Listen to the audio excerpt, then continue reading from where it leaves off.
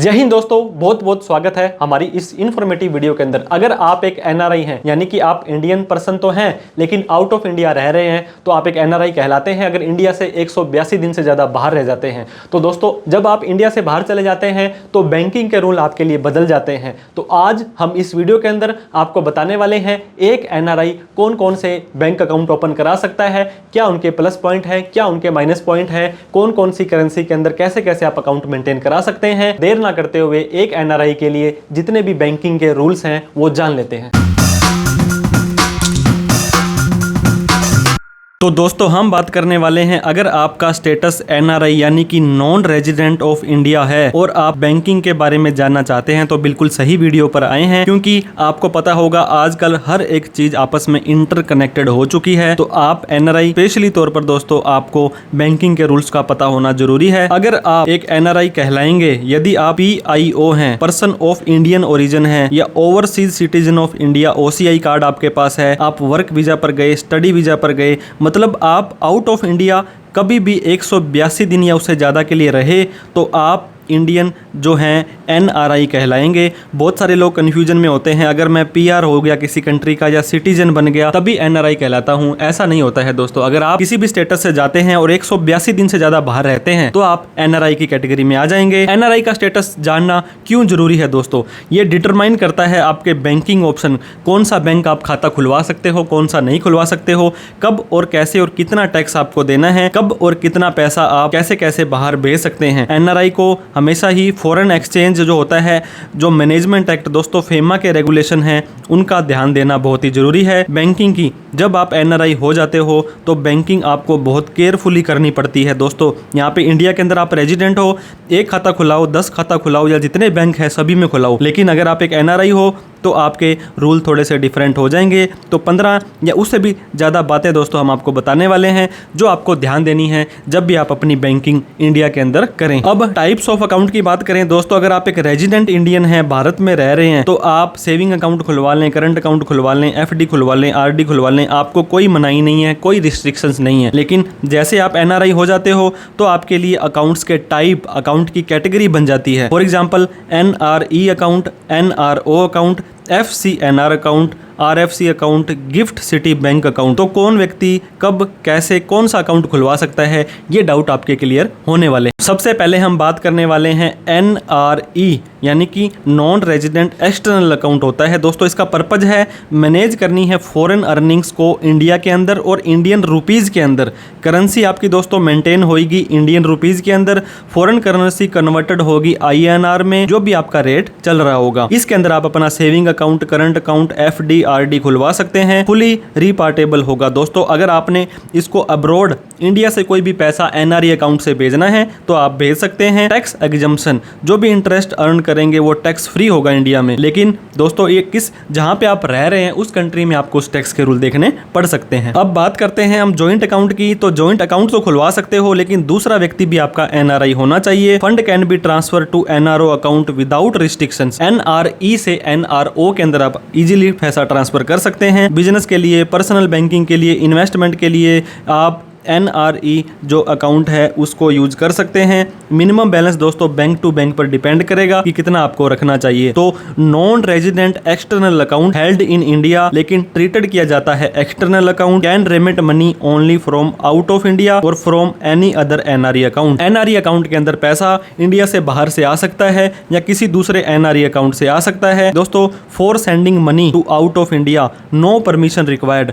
NRE account से अगर आप इंडिया से बाहर पैसा भेजना चाहते हो तो बिना परमिशन के भेज सकते हो। चाहे पैसा मंगवाना चाहते हो वो भी मंगवा सकते हो किसी भी कंट्री से। रुपी अकाउंट नॉट फॉरेन अकाउंट। जो NRE अकाउंट है जो मेंटेन होगा रुपीज में होगा, चाहे आपका करंट हो, सेविंग हो, FD हो, RD हो। इसके बाद में जो दूसरा अकाउंट है दोस्तों NRO non resident ordinary account है, to manage Indian earn income. जैसे कि इंडिया के अंदर आपका रेंट आया, डिविडेंड आया, जो भी इनकम आपकी आती है तो दोस्तों INR में, इंडियन रुपीज में ये होगा। इसमें saving account account, current account, FD RD खुलवा सकते हैं। लिमिटेड रिपार्टेशन है, $1 $1 मिलियन ही एक साल के अंदर भेज सकते हो। वो भी दोस्तों आपको बहुत सारी फॉर्मेलिटीज, फॉर्म 15 CA-CB या एडिशनल डॉक्यूमेंट आपको देने पड़ेंगे। टैक्सेशन की बात करें, इसका इंटरेस्ट टैक्सेबल है 30%, सरचार्ज भी देना पड़ेगा, TDS भी आपका कट सकता है। लेकिन आप जिस कंट्री में रह रहे हैं, डबल टैक्सेशन अवॉइडेंस एग्रीमेंट को आप देख करके अपनी टैक्स लाइबिलिटी कम कर सकते हो। बात करें जॉइंट अकाउंट की, तो दूसरे किसी भी NRI के साथ में आप जॉइंट अकाउंट ओपन करवा सकते हो।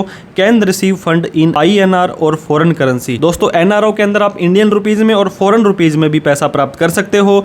यूज करना है आपको लोकल पेमेंट इंडिया में करनी है या इंडियन इनकम को मैनेज करना है। कितना बैलेंस रखना पड़ेगा ये बैंक टू बैंक डिपेंड करता है। तो दोस्तों NRO account non resident ordinary account है। Resident saving account should be converted into NRO account. आप इंडिया में रह रहे थे और आपका सेविंग अकाउंट था, लेकिन आप जैसे ही NRI हुए तो आपको NRO के अंदर अकाउंट कन्वर्ट कराना पड़ेगा। Receive money from India and out of India, interest received, आपका इंश्योरेंस है, म्यूचुअल फंड है, जो भी प्रॉपर्टी वगैरह बेची वो पैसा आप NRO अकाउंट में ले सकते हैं। तीसरा अकाउंट दोस्तों आपका FCNR, फॉरेन करेंसी का जो दोस्तों आपका अकाउंट होता है, इसका पर्पज है। तीसरा अकाउंट दोस्तों FCNR यानी कि foreign currency non resident account आपका होता है। इसका डिफरेंस क्या है दोस्तों NRE के अंदर और FCNR के अंदर? जो फॉरेन करेंसी है सिर्फ वही डिपॉजिट की जा सकती है FCNR के अंदर, और वो भी फिक्स डिपॉजिट के तौर पर 1 साल से 5 साल तक। इसका इंटरेस्ट रेट काफ़ी सारे फैक्टर्स पर डिपेंड रहता है, लेकिन रुपीज़ के जो अकाउंट होते हैं उससे कम मिलता है।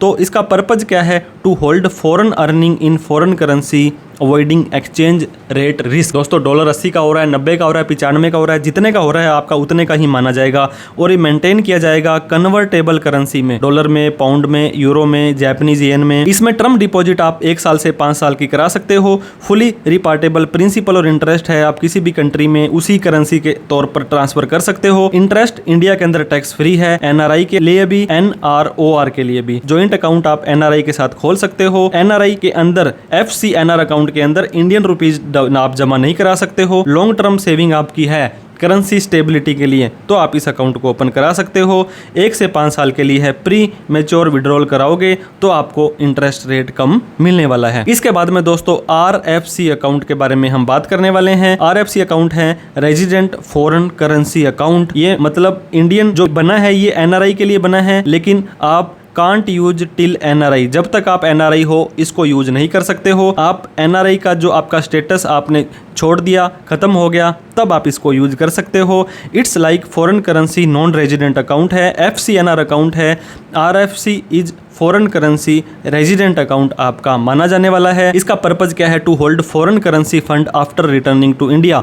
आप इंडिया में आ गए हो तो आप अपनी फॉरेन की करेंसी इस अकाउंट में रख सकते हो। मेंटेन्ड इन फॉरेन करेंसी, जिस भी कनाडा के, USA के, जिस भी कंट्री में आपने रह रहे थे, सेविंग, करंट या टर्म डिपॉजिट करवा सकते हो। फुली रिपार्टेबल है। Fund can B freely remitted, foreign के अंदर कोई भी पैसा कभी भी कितना भी भेज सकते हो और ट्रांसफर कर सकते हो NRE FCNR अकाउंट में if NR status is regained. वापस से NRI आप बन गए तब आप इनमें ट्रांसफर कर सकते हो। टैक्सेशन, इंटरेस्ट आपका टैक्स फ्री है। Resident but not ordinary resident के लिए, taxable for resident as per slab rate. अगर आप इंडिया से वापस आ गए, इस खाते में कोई पैसा पड़ा है, इंडिया में वापस आ गए, तो दोस्तों आप एक रेजिडेंट हो गए हो, फिर आपको टैक्स देना पड़ जाएगा। Can be open by converted NRE और FCNR अकाउंट का बैलेंस है, इंडिया में आए तो उनको आप इस अकाउंट के अंदर ट्रांसफर कर सकते हो। वैन कम इंडिया, परमानेंटली आप इंडिया में आए तो FCNR अकाउंट को FRC अकाउंट में ट्रांसफर करेंगे। इंटरेस्ट अर्न किया जो आपने FCNR अकाउंट में टैक्स फ्री है और RFC अकाउंट का टैक्सेबल है। तो एक्सक्लूसिव वन टाइम NRI जो इंडिया से आ रहे हैं, इंडिया में परमानेंटली आ रहे हैं, फॉरेन करेंसी साथ ला रहे हैं, उनके लिए अकाउंट बना गया है। इसके बाद दोस्तों गिफ्ट सिटी बैंक अकाउंट, ये है NRI, OCI और फॉरेन नेशनलिस्ट के लिए। दोस्तों NRE, NRO, FCNRO या सेज अकाउंट है उनके स्पेशल इकोनॉमिक जोन के। दोस्तों रुपीज के अंदर ये नहीं होगा। FCNRO तो सिर्फ FD फॉर्म में होता है, लेकिन गिफ्ट सिटी को आप सेविंग बैंक अकाउंट के फॉर्म में भी ओपन करवा सकते हैं। पैन कार्ड की जरूरत नहीं है, आपको पासपोर्ट, वीजा के स्टेटस और KYC देनी है। वेरी यूजफुल है। तो दोस्तों अगर आप किसी भी तरह की कोई ट्रांजैक्शंस करना चाहते हैं तो गिफ्ट सिटी अकाउंट बहुत ही बढ़िया तरीका है। कुछ ऐसे अकाउंट्स हैं जो एनआरआई व्यक्ति नहीं खोल सकते हैं, जैसे कि रेगुलर रेजिडेंट सेविंग अकाउंट। जब तक आप इंडिया में थे तो ये अकाउंट आप ओपन करवा सकते थे, लेकिन एनआरआई बनने के बाद करंट सेविंग एफडी अकाउंट नहीं खुलवा सकते हो as a resident saving account. PPF का खाता नहीं खुलवा सकते हो। इसके अलावा पोस्ट ऑफिस की बहुत तरह की सेविंग स्कीम्स हैं, रेजिडेंट एफडी है, एग्रीकल्चर प्लांटेशन इन्वेस्टमेंट अकाउंट होता है दोस्तों। ये अकाउंट आप एज ए एनआरआई नहीं खोल सकते हो। अगर आप मल्टीपल अकाउंट, इसका ध्यान दें दोस्तों, एनआरओ, एनआरई, एफसीएनआरए, आरएफसी, सारे के सारे अकाउंट गिफ्ट सिटी अकाउंट एक से एक ज़्यादा अकाउंट खोल सकते हैं या नहीं खोल सकते हैं। जॉइंट अकाउंट खुलवा सकते हैं नहीं, मैंने आपको ऑलरेडी बताया कि एनआरआई के साथ में जॉइंट खोल सकते हैं। नॉमिनेशन करना जरूरी कर आपको है। एनआरआई को आईटीआर भरनी कब जरूरी है, इसके ऊपर हमने डिटेल में वीडियो बना रखी है दोस्तों। इसके अलावा टीडीएस आपका कब कटेगा, कब आप उसको रिफंड ले सकते हो, जीएसटी लेना कब जरूरी है, डबल टैक्सेशन अवॉइडेंस एग्रीमेंट है, फेमा के रूल हैं, इन सभी को भी बारीकी से देखना जरूरी है। आपको अपने अकाउंट का ऑपरेट कैसे करना है, ऑपरेशन कैसे करना है। आप मान लीजिए आपको मनी मिली दोस्तों एनआरई अकाउंट में, और आप उसको खर्च करने के लिए अगर एनआरई से एनआरओ में ट्रांसफर करते हो तो ये रिक्वायर्ड भी नहीं है और आपको एडवाइजेबल भी नहीं है, क्योंकि आपको टैक्सेशन के रूल यहाँ पे आ जाएंगे। NRE account is freely repatriable in foreign. NRE के अंदर कोई एनआरई अकाउंट में कोई पैसा पड़ा था, कभी भी किसी भी कंट्री में आप इसको भेज सकते हो, लेकिन एनआरई से एनआरओ में ट्रांसफर आपने कर लिया। But if you want to send money from NRO, क्योंकि आपने एनआरई से एनआरओ में पैसा ट्रांसफर किया, तो बहुत सारे डॉक्यूमेंट, सीए सर्टिफिकेट वगैरह लगाने पड़ेंगे। तो कोशिश करें आप एनआरई अकाउंट से डायरेक्ट ही पेमेंट कर दें। Do not transfer NRE account से एनआरओ अकाउंट, आपको जब तक बहुत ज्यादा जरूरी ना हो। टैक्सेशन की बात भी हम कर लेते हैं। Difference between NRE and NRO account. NRE की एफडी है दोस्तों, इंटरेस्ट टैक्स फ्री है और टीडीएस भी नहीं कटेगा, तो आप एनआरई के अंदर पैसा रखें। एनआरओ के अंदर एफडी का इंटरेस्ट टैक्सेबल है और टीडीएस भी एप्लीकेबल हो सकता है, तो आपका एनआरई टैक्स फ्री है, तो एनआरई के अंदर पैसा पड़ा रहेगा, तो ये अच्छी बात है। ट्रांसफ़र की बात करें, एनआरओ से एनआरई में आप इजीली ट्रांसफ़र नहीं कर सकते हैं, परफेक्ट लीगल ट्रांसफ़र करना पड़ेगा। एनआरओ से एनआरई के लिए टैक्स आपने पे किया होना चाहिए ट्रांसफ़र से पहले, सीए का सर्टिफिकेट, बहुत सारे डॉक्यूमेंट आपको देने पड़ेंगे। एफडी एनआरई में है, ये टैक्स फ्री है, कोई टीडीएस नहीं है। अर्जेंट मनी आउटसाइड इंडिया चाहिए तो दोस्तों एनआरई से 1 मिनट में आप पैसा बाहर भेज सकते हैं। बहुत सारे लोग क्या होते हैं दोस्तों, मल्टीपल प्लेसेस में रहते हैं, मतलब 3 महीने यहाँ 3 महीने वहाँ, मतलब इंडिया से बाहर तो रह गए आप, एनआरई तो हो गए, but do not live in a single place. Seafarer हो गए, ऑफ शोर वाले हो गए, और सैलरी आपको मिलती है एनआरई अकाउंट में, इंटरेस्ट आपका टैक्स फ्री है। Money received in account as salary, जो आपको सैलरी मिली है दोस्तों, इनकम टैक्स डिपार्टमेंट आपको पूछ सकता है, जो मनी रिसीव्ड हुई है, अर्न हुई है इंडिया में, आपको सिर्फ उसी के ऊपर ही टैक्स देना है। अब बात करते हैं दोस्तों, आपको अकाउंट रखना चाहिए इंडिया से बाहर, जो कि सैलरी अकाउंट वहाँ पर आए और आप उसको एनआरई में ट्रांसफ़र कर लें। आप अपना गिफ्ट सिटी अकाउंट ओपन करवा सकते हैं। सैलरी अकाउंट, आप सैलरी अपनी गिफ्ट सिटी अकाउंट में ले सकते हैं और एनआरई या एनआरओ में बाद में ट्रांसफ़र कर सकते हैं। डू नॉट रिसीव्ड सैलरी, आप सीधी की सीधी एनआरई अकाउंट में सैलरी ना लें, क्योंकि डिपार्टमेंट आपको क्वेश्चन कर सकता है जब भी आपका साल खत्म हो। मान लीजिए 1/4/24 से 31/3/25 का फाइनेंशियल ईयर खत्म हुआ था, तो इस साल की स्टेटमेंट आप अपनी डाउनलोड करें, इसको संभाल के रखें, ऑनलाइन या ऑफलाइन। कभी भी आपको रिकॉर्ड की जरूरत पड़ती है तो आप उसको ट्रांजैक्शंस को जस्टिफाई कर सकते हैं। इन फ्यूचर में इनकम टैक्स का नोटिस आता है, आपको इंश्योरेंस करवाना है, प्रॉपर्टी खरीदनी है, सीए के पास कोई काम करवाना है, तो वो आपसे पूछेंगे कि ये पैसा कहाँ से आया था।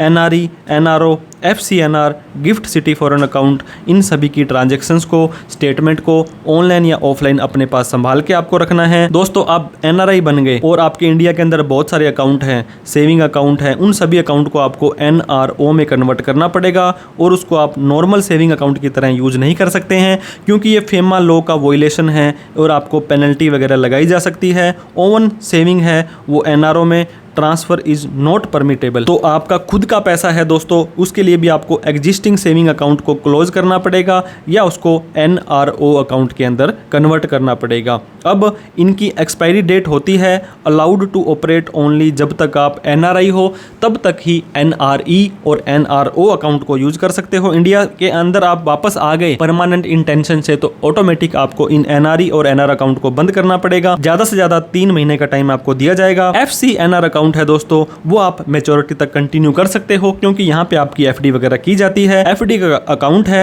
जब आप इंडिया में आए आपका एनआरआई स्टेटस आपने बंद कर दिया, एनआरई एफडी को आपको मस्ट बी कन्वर्ट करना पड़ेगा रेजिडेंट एफडी में। Account immediately as soon as possible close करना पड़ेगा। लेकिन एफसीएनआर की एफडी है वो आप मैच्योरिटी तक होल्ड उसको उसी स्टेटस में कर सकते हो। एफसीएनआर की एफडी है दोस्तों टैक्स फ्री है जब तक आप रेजिडेंट बट नॉट ऑर्डिनरी एनआरएनओआर के स्टेटस में हो। रिमेनिंग ईयर के लिए आपको उसके ऊपर भी टैक्स देना पड़ जाएगा। आपको कोई करेंसी का गेन हुआ दोस्तों उस पर भी टैक्स देना है और एफडी के इंटरेस्ट पर भी टैक्स देना है। आफ्टर मैच्योरिटी एफसीएनआर एफडी की मैच्योरिटी हो गई तो आप उसको कन्वर्ट करें आरएफसी में या नॉर्मल एफडी अकाउंट के अंदर। इन चीजों का आपको ध्यान देना है। ट्रांजैक्शंस आपने की कोई भी दोस्तों एनआरई अकाउंट में, जैसे कि सैलरी, रेंट, कोई मनी रिसीव्ड हुई, कोई क्रेडिट कार्ड का बिल, तो मनी लॉन्ड्रिंग, टैक्स इवेजन के तौर पर आपसे उन ट्रांजैक्शंस का सोर्स पूछा जा सकता है। Interest earn is NRE, saving account of NRE, तो ये सारी की सारी चीजों का रिकॉर्ड ट्रांजैक्शंस का आपको रखना है। तो एक एडवाइस और जाते जाते देना चाहूंगा दोस्तों, इनकम टैक्स के पोर्टल पर इंडिया में एआईएस, टीआईएस और 26S में जहां पर भी आपने किसी को कोई पैन कार्ड दिया था वो ट्रांजैक्शंस यहाँ पे शो हो सकते हैं। इनकम टैक्स के पोर्टल पर